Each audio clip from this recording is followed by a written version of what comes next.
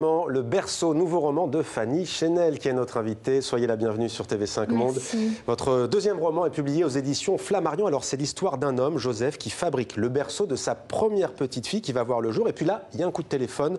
Ça va bouleverser sa vie. Que se passe-t-il ?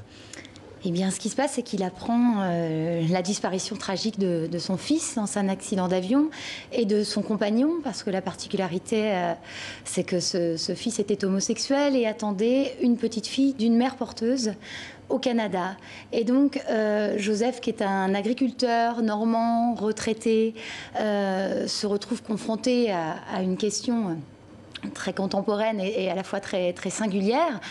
En l'absence de son fils et de son gendre, lui doit se positionner sur l'avenir et sur le destin de cette petite fille qu'il attendait avec beaucoup d'impatience. Alors il y a le deuil et justement cette petite fille, qu'est-ce qu'elle va représenter pour lui? Le fait de prolonger le souvenir d'un fils perdu? Exactement, parce qu'elle partage la moitié du patrimoine génétique de son fils et que c'est un lien vers ce fils disparu. Comme en plus cette disparition tragique survient à la suite d'un accident d'avion, l'avion s'est abîmé en mer, il n'y a pas de corps. Et Joseph, qui a un rapport à la mort très, très naturel et très simple, c'est qu'il grandit dans la ferme où ses parents sont nés avant lui, où ils sont morts. Le cimetière est à une centaine de mètres de chez lui. Et il n'a jamais quitté la Normandie. Il n'a jamais quitté la Normandie. Tout à coup, il n'y a pas de corps, c'est un événement assez exceptionnel. Et il y a un bébé, mais il grandit dans le ventre d'une mère porteuse inconnue qui vit de l'autre côté de l'Atlantique, au Nouveau-Brunswick, au Canada. Outre le fait de devoir quitter la Normandie et la France, qu'est-ce qu'il a dû faire comme effort sur lui-même pour relever le défi, au fond ? Oui, alors il ne parle pas anglais, il n'a jamais quitté sa Normandie.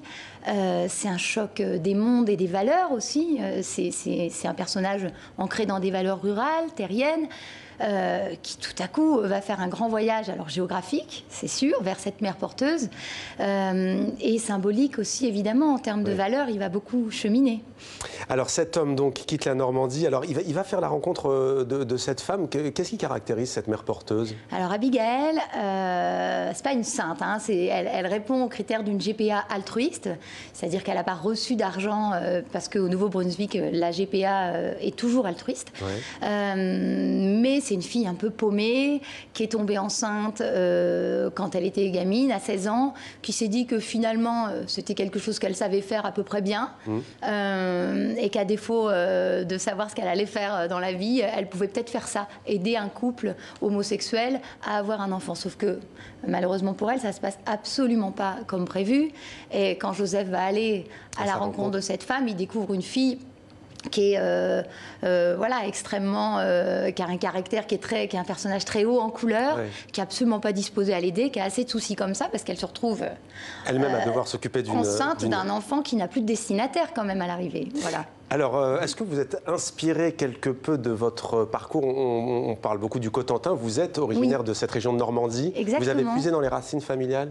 Oui. Alors, il y a un oncle qui a été une sorte de muse pour moi. C'est absolument pas son histoire, bien entendu.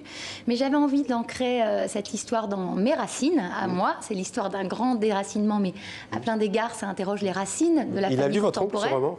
Il l'a pas lu. Encore il l'a pas lu. Il est honnêtement pas très lecteur, mais sa femme l'a lu, son entourage l'a lu, et c'est assez rigolo pour lui. Et oui, je pense d'être confronté à la vision de ce personnage. Alors votre premier roman était adapté au cinéma, hein, Une jeune fille aux cheveux blancs. Il avait pour titre Les Beaux Jours, avec notamment Marion Vernoux et Fanny Ardant. Est-ce que celui-ci le sera aussi?